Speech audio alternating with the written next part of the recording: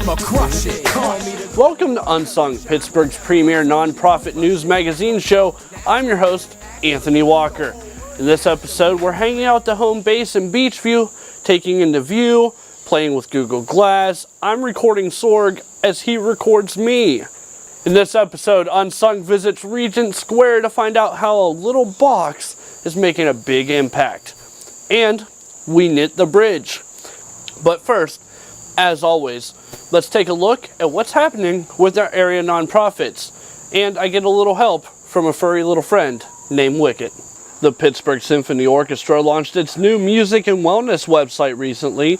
The site is a free and comprehensive resource center for musicians, art administrators, healthcare providers, and other individuals interested in starting or accessing music and wellness programs in their communities. Visitors can explore this information and inspiring website at wellness.pittsburghsymphony.org. During the past year, the Symphony's Education and Community Engagement Department collaborated with musicians, music therapists, and other healthcare professionals in the Pittsburgh community to create the site. The website provides multiple handbooks for people interested in designing, implementing, or evaluating music and wellness programs. It also includes a gallery with photos of the music and wellness program in action, as well as video interviews of personal music and wellness experiences. Finally, site visitors enjoy a weekly blog written by Jessica Ryan, manager of education and community programs, and various guest bloggers who work in the arts and healthcare field. The blog will inform and encourages anyone interested in using music to live a healthier lifestyle. A new online film focuses on the harm caused by restraints and seclusion on students in public schools. Restraint and Seclusion, Here Are Stories, is a new film by Dan Habib from the Institute on Disability at the University of New Hampshire. It includes interviews with students who were restrained and secluded, as well as several parents. To view or download the 27-minute film, visit stophurtingkids.com/the-film. A few weeks ago, we came across a little box outside of Animal Nature full of books. This caught our interest, so Mike Sorg heads out to find out how a box of books makes a big difference in their neighborhood. In essence, what you do is you put a box, and there's many different sizes and styles and shapes and that kind of thing. But they're essentially just waterproof boxes, and they're open. There's doors on the front and just simple latches, and they open. And the community shares books through these boxes. So they're just tiny little libraries. So we found out about the little free library by just running across an article about it in a feed. And it piqued my interest because we have a lot of walk-by traffic here in our store. We're close to a park. It's a very walking-friendly neighborhood. We're also very heavily into supporting recycling and reusing, and so is the neighborhood in general.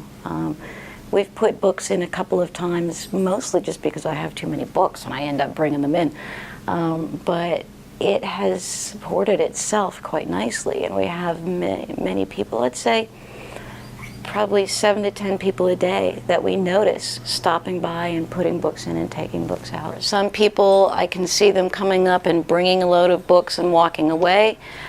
Sometimes I see people come up and take a couple of books. It just all kind of works out in the end. I think when people come by here and they see the books that people have dropped off, things that they're interested in, they see that their neighbors have similar interests. It might spark conversation. People standing out here looking through the books sometimes start to talk to each other about the titles, and then they wander off together talking about it. It's like this little pop-up book club. We have a bench out here as well, and sometimes people will sit down with their little stack of books and, start chatting away about things. Oh, I've had a lot of good conversations with people about the books in there, yeah.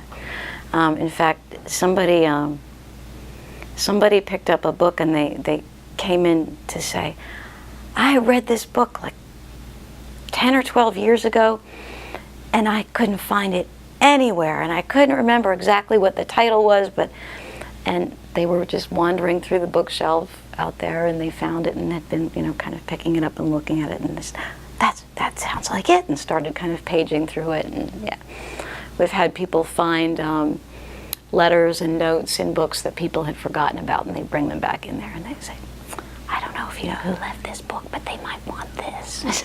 That kind of thing, But yeah, it's been wonderful, a really wonderful experience. A lot of people just come in to say, this is great, we're so happy you have this here, and they'll post it on our Facebook page and stuff too. So there is a website, and it gives the history of the movement. It also has some links to places that build a variety of styles of kind of stock little free libraries with signs on them that say, give one, take one, and kind of explain why this box is on a post in somebody's yard or in front of their business. They also have this really wonderful map, so that when you do purchase one through them, it comes with a number, and you can register it. And then there's a map of all these little free libraries. So if you're someone who likes to travel around the country, or you happen to be, you can go visit somebody else's little free library, or send your friends. You can find out a little more about Little Free Library, see where there's a box in your neighborhood, or how to put one in your neighborhood at littlefreelibrary.org. Pittsburgh came together and knitted? Yep, that's right. Excuse the corniness, but knitting brought the city of Pittsburgh together. Here's the story. Wake up, it's a beautiful day. Wake up, it's a beautiful day. Wake up, it's a beautiful day. Wake up, it's a beautiful day. Wake up, it's a beautiful day. Wake up, it's a beautiful day. Wake up, it's a beautiful day. Wake up, it's a beautiful day.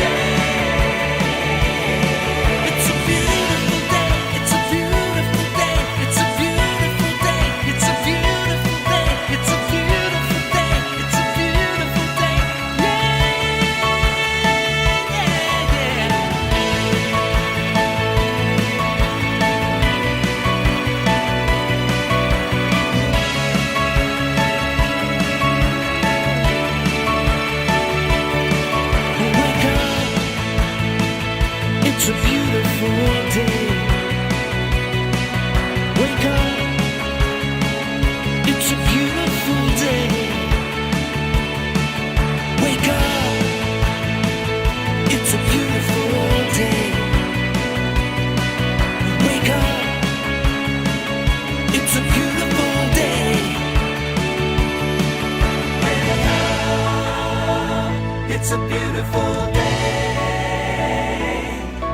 Wake up, it's a beautiful day. It's a beautiful, beautiful day.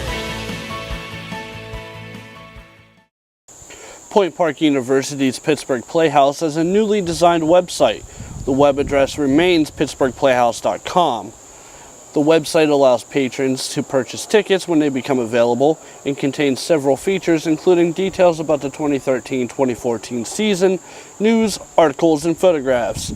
Single tickets for the REP, Point Park University's professional theater company, are now on sale at the site. Also, the Clarks will once again be performing a benefit concert for Big Brothers Big Sisters of the Laurel region on Saturday, October 12th at 7 p.m. at the Palace Theater in Greensburg. Tickets are $25 and available at thepalacetheater.org. At this time last year, 46 children in Haitian Families First education program needed financial assistance to attend school. They put out the call on Twitter asking you to help them raise funds for these 46 children and wanted to do it in 46 days. Not only was 46 and 46 successful, but it took less than 1 week to to raise all the funds needed to give these children a chance at a brighter future.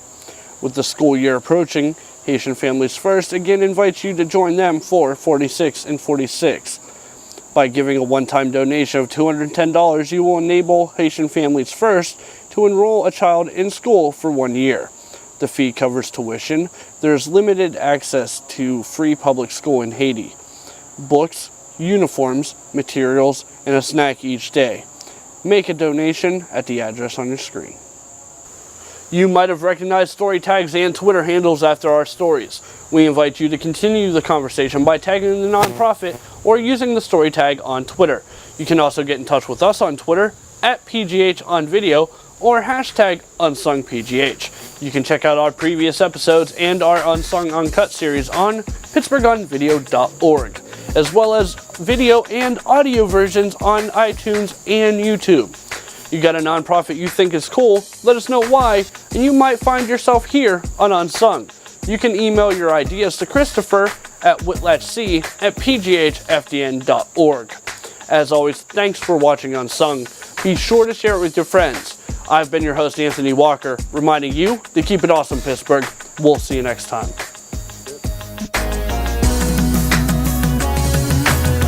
So I said I'ma crush it. Call me the golden boy cause it shine whenever I touch it. Don't rush it, the flow comes naturally. Actually, the whole hood after me. Masterpiece, I outran a pace car.